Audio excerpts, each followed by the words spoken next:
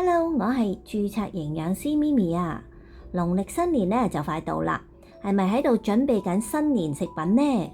咁有冇諗過準備埋一啲新年期間飲嘅飲品啊？不妨聽下我嘅介紹啊，我會連續介紹4款有益保健嘅飲品俾大家。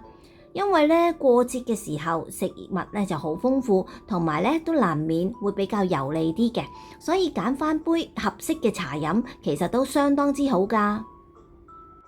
第一款我會介紹嘅就係我都成日喺屋企飲㗎，就係抹茶啦。點解介紹佢？抹茶粉嚟嘅啫噃，會好過飲一杯新鮮泡嘅茶葉茶咩？唔好睇小抹茶粉啊！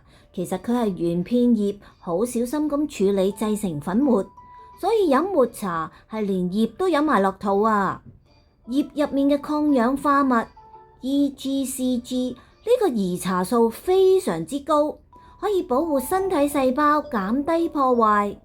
而泡茶葉茶係好啊，但係片葉始終都留喺茶壺入面咯。要飲杯好嘅抹茶，都仲有嘢要注意下㗎噃。就係用嘅水溫，記住唔可以過熱，會破壞抗氧化物，所以大約70至80度已經夠㗎啦。另外，我就唔係因為要 pro， 我只係要用個竹爪好好咁咧打散嗰啲抹茶粉啊，要一粒抹茶都唔可以留喺個杯度飲晒落肚。